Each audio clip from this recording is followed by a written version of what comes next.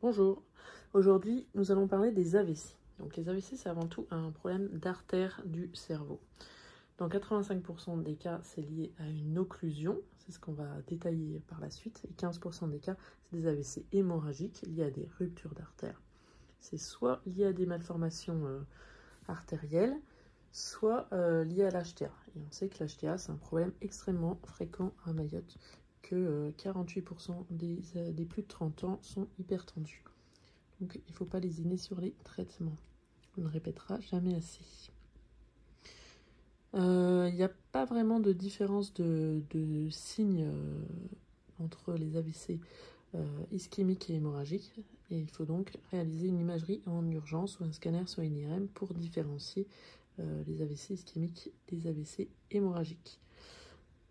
Donc du coup on va revenir à notre sujet du jour, l'AVC ischémique, donc quand l'artère est bouchée, une partie du cerveau meurt et l'humain perd la fonction qui était irriguée par l'artère qui est bouchée, et ce de façon définitive si on ne débouche pas l'artère. Quelles sont les causes d'AVC? Donc la plus connue c'est l'athérome. Tout au long de notre vie, on a des petites particules de gras et de cholestérol qui passent sous l'intima, donc la paroi intérieure de l'artère, et ce gras est stocké. Alors ça va faire des dépôts plus ou moins importants en fonction du sexe. Donc on sait que les hommes vont en faire plus que les femmes, de l'âge, puisque plus on est vieux, plus on a stocké de cholestérol, le tabac, l'hypertension, le diabète, évidemment si on a plus de cholestérol, et si on fait de l'activité physique ou pas. Parce que l'activité physique, ça régule le taux de bon et de mauvais cholestérol. Donc ces dépôts de cholestérol qui se glissent sous la paroi de l'artère, ils vont finir par déformer cette paroi, rétrécir la lumière de l'artère, et puis cette paroi qui est déformée peut craquer, en particulier s'il y a des irritations donc liées au tabac, au diabète, à l'hypertension. Ça peut faire un trou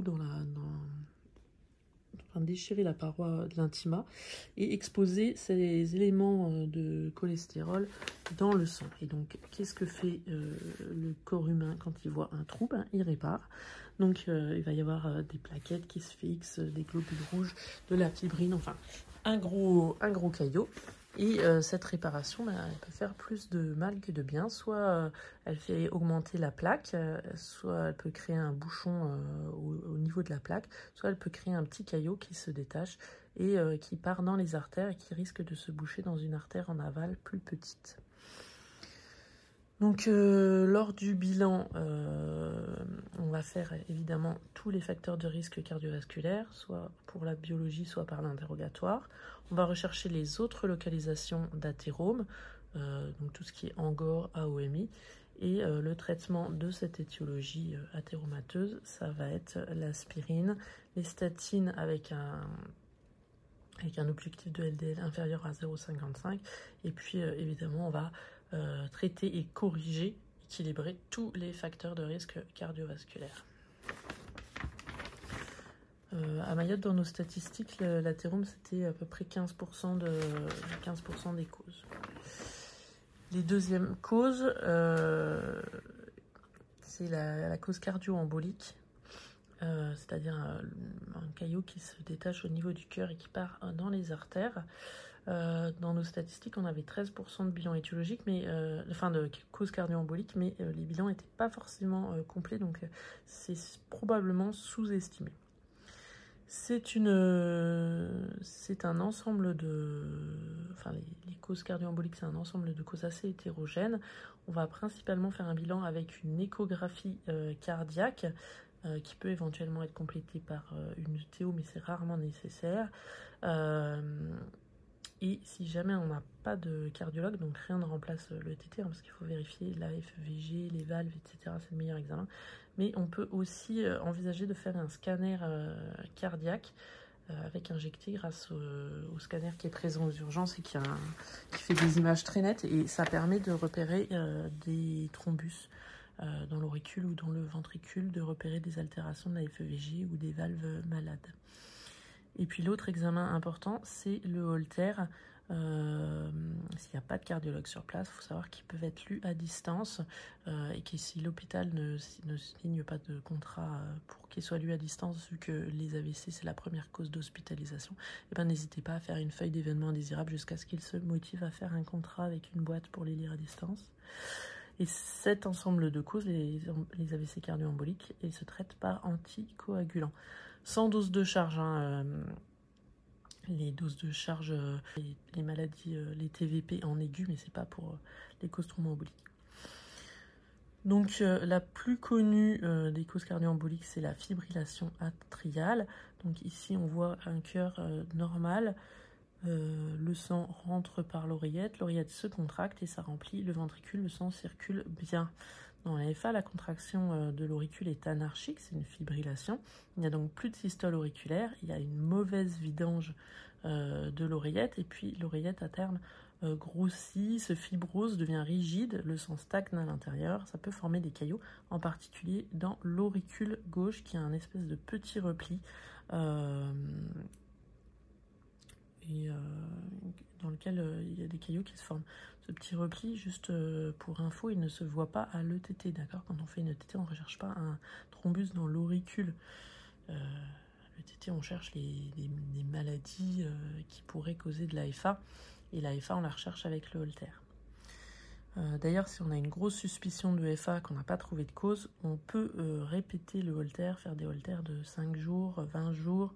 Voilà, faut pas hésiter à traquer la FA sur les examens complémentaires. De même, si sur le CG ou dans les antécédents, on sait qu'il y a une FA, inutile de redemander le Holter qui a fibrillera de l'AFA et un AVC, ça s'anticoagule, pas besoin de chercher une nouvelle EFA, etc. Autre cause un petit peu moins connue de cardio-embolique, c'est le thrombus intravégé. Donc là, souvent, le thrombus il se développe sur des zones akinétiques, hein, comme une partie du ventricule se bouge moins bien. C'est là que le sang stagne et que ça forme des thrombus, donc soit les séquelles d'infarctus, soit les cardiomyopathies dilatées. Ça peut aussi arriver sur des zones qui sont akinétiques, mais de façon transitoire, comme le Takotsubo, un infarctus aigu qui aurait été thrombolysé qui récupère, ou une myocardite. Donc là, quand on fait l'écho, on la trouve normale, et en fait, le caillot venait bien de là, et c'est l'histoire clinique qui va nous le raconter. Ensuite, bien évidemment, il y a les valves mécaniques, en particulier quand elles sont mal anticoagulées, qui peuvent faire des thrombus, et les thrombus peuvent partir. Ça peut thromboser la valve. Donc, tout ce qui est valve mécanique. Et puis, le rétrécissement mitral, qui est un gros pourvoyeur d'AVC, parce qu'en fait, en gênant le passage du sang entre l'oreillette et le ventricule, ben, il va y avoir une mauvaise vidange de l'oreillette, le sang va stagner, l'oreillette va devenir plus grosse et donc le sang va stagner, et puis en devenant plus grosse, l'oreillette elle va avoir tendance à passer en fibrillation atriale et donc à faire des AVC.